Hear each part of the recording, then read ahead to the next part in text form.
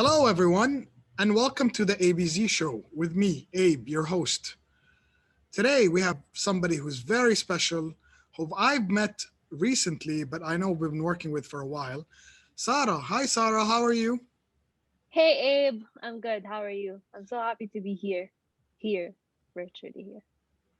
Yes, it is. It is a really weird time with COVID, right? So we are everywhere these days.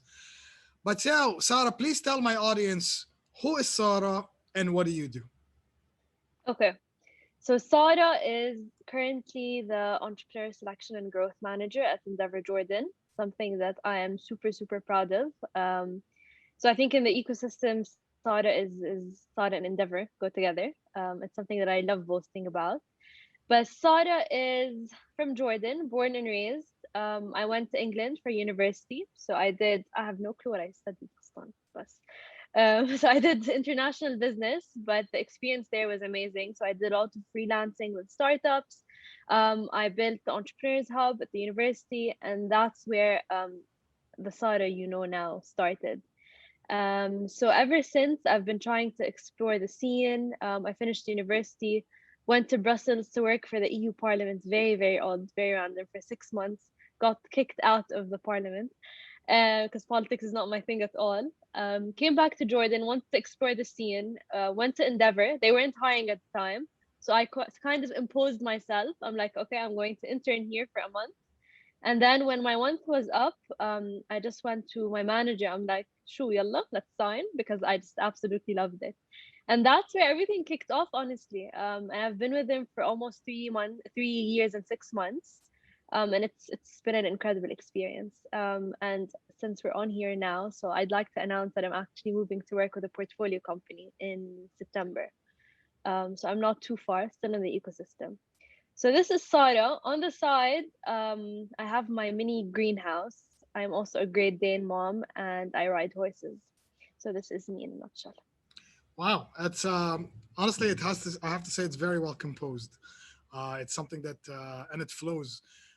That's always, honestly, my hardest thing for me when people ask me who Abe is, and I'll be like, "Oh my God! Like, how do I start? Where do I start?" And I think one day I'm gonna sit down and actually write a story because, I do have different things, and I like what you said as well. Like my university degree doesn't reflect anything what I'm doing right now. And it was just I think in university the best thing about the university experience was me learning all about how to self manage me and fund like the money Yeah. and how to build relationships and stuff like that. But actually, I wanted to ask you a couple of things because I didn't know that you went to Brussels and this Parliament thing. Can I ask you a bit more questions about that because that sounds You like can. like something interesting. So a what made you go there if you know you're not a politics person, and the more juicier question is how why would they kick you out? So that's I think that's something that everybody or I want to know actually. So Okay. So I'm actually very proud of it. I don't think my parents are, but I know I'm kind of proud of it. So basically, after graduating, I had no clue what I wanted to do. So hey, just to go a few steps back. So you were saying that university teaches you about experiences and all of that. You learn a lot of things in university, and you learn about yourself, and then you start working, and you're like, "Oof, I don't know who I am anymore." So Anna, a few weeks ago, I had this midlife crisis, and I'm 24, right? But I just had this midlife 20s crisis. So you're always learning about yourself. So that's number one. So the pitch always changes about who Abe is or who Sara is. So Brussels. For Brussels, after I graduated, I was determined not to go back to Amman. I'm like, I want to stay in Europe. I had to have no clue how. So I applied to jobs in London. I got accepted. As soon as they knew that I need a sponsorship visa to stay, they're like, sorry, we can't support you. So my mom is into politics and foreign affairs and all of that. So she was like, "There's this opportunity. You can go intern at like a it's a little political house for political communications and reputation management in Brussels." So I went there. I interned. Oof, yani, the team was amazing, but I will never ever do politics ever again. Number one, because it's Sani Tawil. I don't know how to say that in English. I have no filter, zero filter. So I wasn't happy at all. And the peak was when they sent me to the parliament on behalf of a political figure, basically. And I was like 21, no filter. I was in this rebellious stage. So I was sitting in the parliament, and they were debating something very political. Okay, I don't like to say any political details. So one of the members of parliament made a statement, and then when I asked her about the question, she was like, "I'll answer you privately." أنا here هذا ضرب العقل العربي. I'm like, you made a public statement, so I deserve an answer in public. And it was something very, very political and very sensitive. So I had this mini fight with her, and there was this screen that was featuring all of the tweets about the event and with hashtags. فأنا I was speaking to her ونازلة Twitter. So one of her security guards came in and kicked me out of the parliament, and they sent me a letter of suspension. I have it up on a wall. So Nice. that's when I knew that politics is not for me, because I have zero filter. Well, it's good, and you know what? At least it's, you know, I mean, like a lot of people, especially that, you know, when you're young, you're taught not to question the system and not to. But I guess this is, as you know, again, I'm a Gen X person, so I'm not even a millennial. So I think with the younger generations right now, I think they are, it's a good thing. I generally think it's a good thing. And to question the status quo is something that actually was one of our core values in one of the companies that I started, because if everybody's going to do the same thing, and if you're going to say yes to everybody, then it's how interesting of a career or how Yeah. interesting of a life you will live.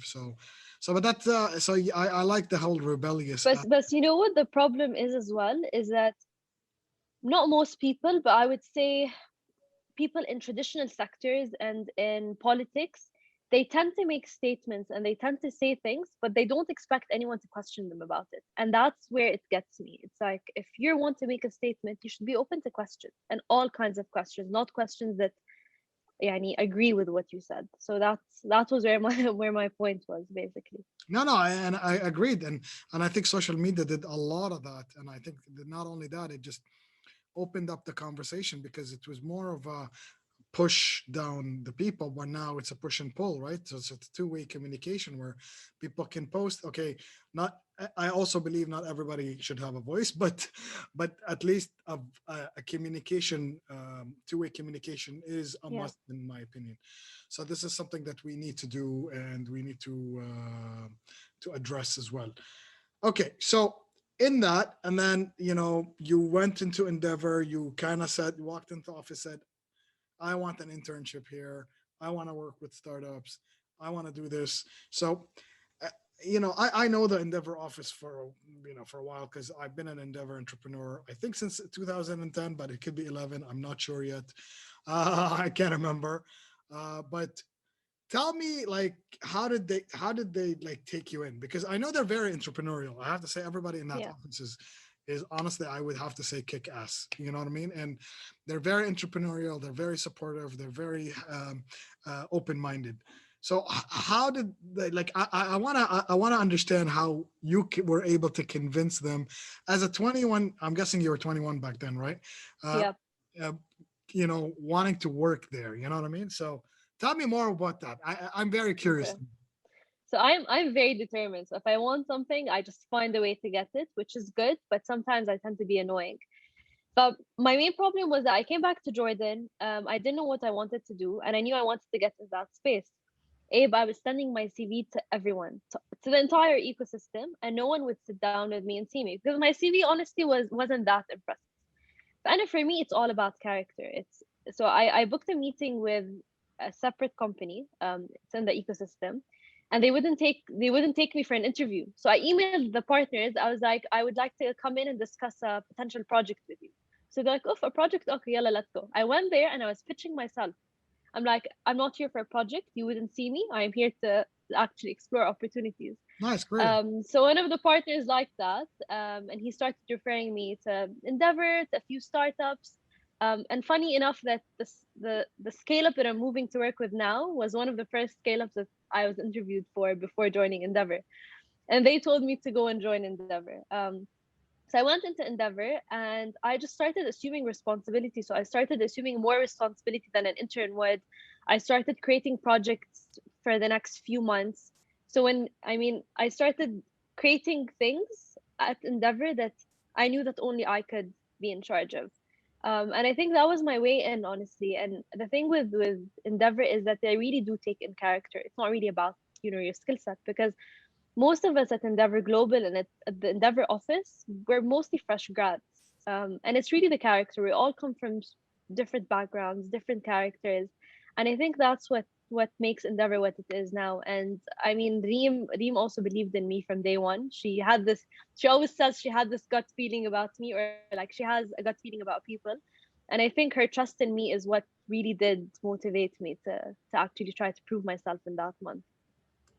So okay, so I love your ambition and I love your energy right now. So where do you see, or like, I know this is a very interviewish question, like especially in a job, but where do you see Sarah at 30? So Sara at 29, let's just go a year back. I've always said that I want to be on Forbes 30 under 30. بإيش? What? I have no clue. I just want to be there. And I know I will be there. I just don't know how. So Sara has always been determined to start. I've always wanted to start my own thing, my own business. I have no clue what it is. But ever since I was young, my first business was actually taking things from my grandma's house and selling them. And I got in so much trouble for that. I was like 7.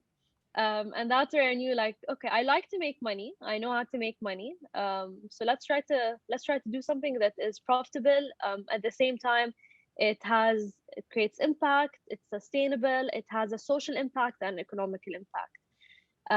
So I think Sara hopefully by 28 would be there, with everything I've learned and Endeavor, and it's my next venture.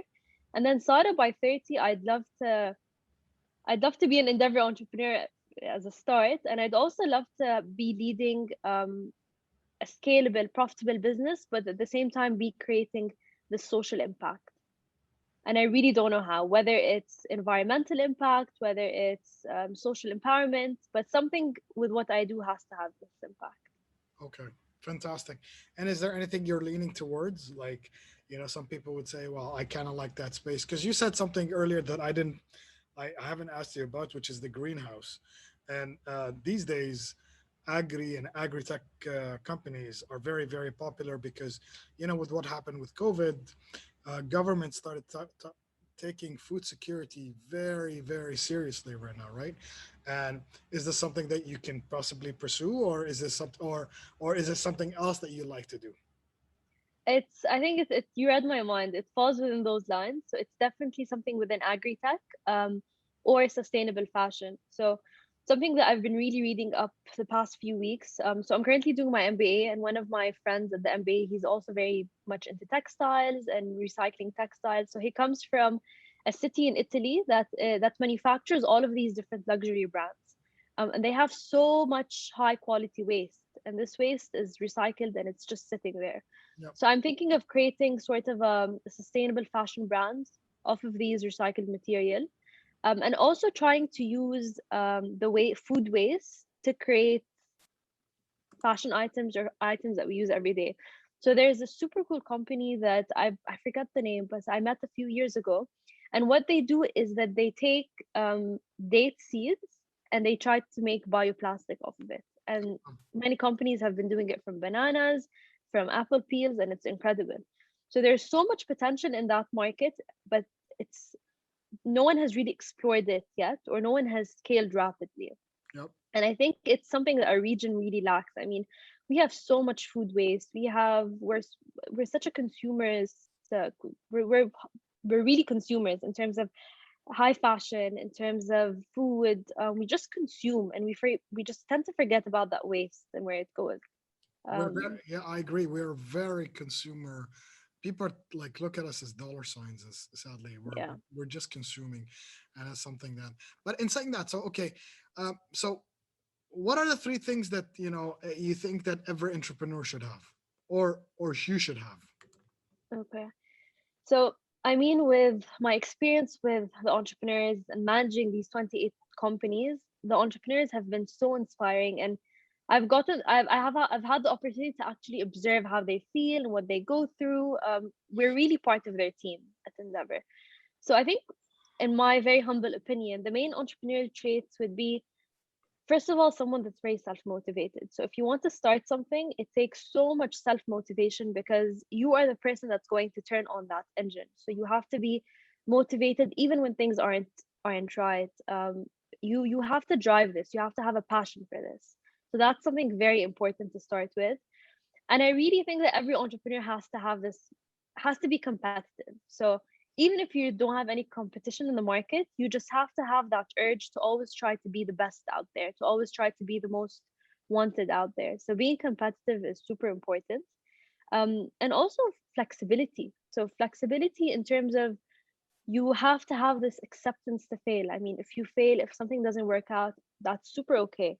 You have to have this flexibility that things change. You're a startup, you're a scale up, the environment changes, everything changes. So we deal with so many companies at Endeavor, and especially when we're like doing an action plan for what to service them with for the next month or two, we go with that action plan for 2 3 weeks, and then we get a phone call from the entrepreneur that this and happened. We decided to fundraise, we got a deal from here and there, and the servicing of the company completely shifts to something else.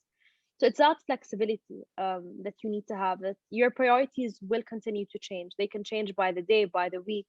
You have to be flexible, that if you were to get an offer next week that a company wants to acquire you, so you have to have that flexibility, that your long-term plans that you plan for next year or in 5 years, they're not going to be the same.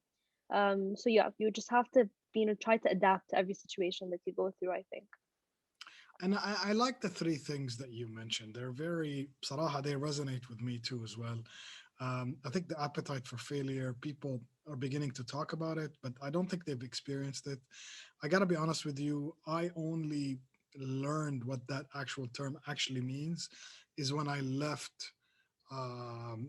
Jordan, or I actually left the whole region because people were punishing employees or punishing people for not doing stuff, not for you know, they would tell you do something. At least you've done something, and if you failed, you've learned, right? But in saying that, and then because we always had this thing. I think maybe, well, it's not maybe. I know it's cultural. We're always, we don't want to be labeled as the failure. We don't want to be labeled Yeah. as the person who tried something and didn't work. So failure is a very big issue, and it's a very big hurdle to overcome. You know what I And we really lack, sorry to cut you off, but we mean? really do lack positive reinforcement as well. So like you said, we tend to punish for wrongdoings, but when something good happens, we forget to reinforce it. Even when you see parents, with parenting or employees, we always notice the bad things, but when someone does something good, we don't celebrate it. And every success, every little achievement should be celebrated. Agreed, agreed. And also your second point about motivation. You know, entrepreneurs, I know the word entrepreneur now is very loosely used. But it's like, people, it's like the sexy term to use, like, oh, I'm an entrepreneur, right? Um, there is some glamour to it, but there's also, like, I call it the iceberg because the tip is, showing it's nice, but there it comes with a lot of baggage, right? Yeah. And like, even I can talk about my days at Crystal or days at Akhtabut or Dubizo or all those.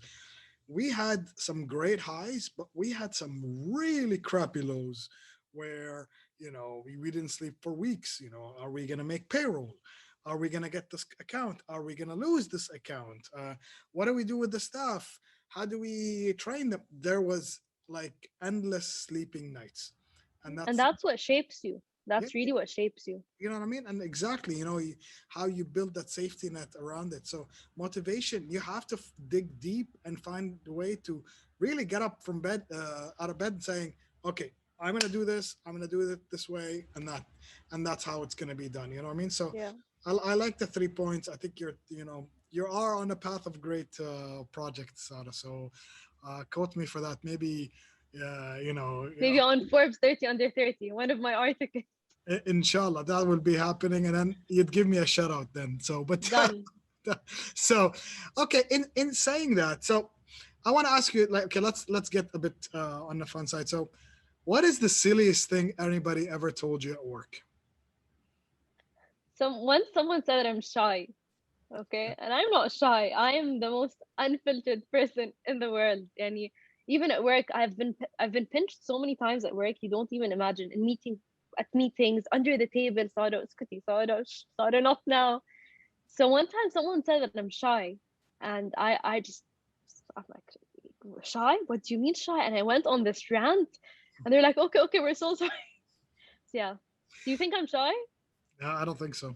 I think I'm very extroverted. Yeah, you know what I mean. Yeah. Like some people say I'm shy. I'm not shy. I usually like to observe the people that I'm trying to talk to because I want to see what kind of level do I Yeah. need to connect with. But no, I don't. I don't think you and I are shy. I got to be honest with you. So, And sometimes it's a problem that filter. I say very inappropriate things sometimes, and and it I just have the gets filter. me off The filter guard. I've Okay. built, but yeah, the filter is something that you're gonna have to work on. So, I need to. I need to. so okay. In saying that, so I do this thing with all of my guests. I ask them the same question to all of them, and the question is it's two parts. You can answer either or you can answer both. Uh, my question to you is what superpower would you like to have, or what superhero or heroine would you like to mimic? Okay. Mm, superhero. I think let me go with superhero for me because my superhero or the person I look up to is a bit controversial, especially in our society. So I'm a huge fan of Nawal Al-Saadawi. She's an author, she's a female activist. She's worked on voicing out women's role in society and all of that. And I don't necessarily agree with everything that she says, but what I like about her is that she dared. Okay, so she dared in a society that would not dare to speak, would not dare to voice out and talk about things that are controversial. So she liberated the thoughts of so many females, so many generations, and she empowered them not by the content that she said, but by the confidence she had when saying it. I mean, she says a lot of controversial things in politics and religion and society, and the fact that she's able to do it, I think that's something that I would love to mimic. So away from politics and religion, so maybe in the entrepreneurial scene. But I mean, her brutal honesty is something that my filter might be aligned with a bit. But Nawal is great. So I've actually heard of Nawal, and Nawal is quite the character, and yeah. honestly, we need more people like her in our society. One of my favorite quotes that she said is that a free person does not obey, a free person debates. Again, it resonates with what you do too, so Yeah. it's fine. It's fine. So, Okay. what superpower would you have? Now, I'm very curious to ask you this question. What would you have? What would you want as a superpower? I think I'd like to. I used to want to be able to look into the future, but I think a better superpower is being able to read people's thoughts Okay. because it allows you to act before they voice something out. It allows you to sort of predict the future. So I'd love to read people's thoughts, and I think it's something that it doesn't necessarily have to be a superpower. A lot of people are talented in reading body language and just trying to, seeing what the undertone behind what you're saying is. And I think that's a skill that I'd love to have or like learn with experience, but definitely reading people's thoughts. Ah, good one. I have to say a couple of my guests did pick that.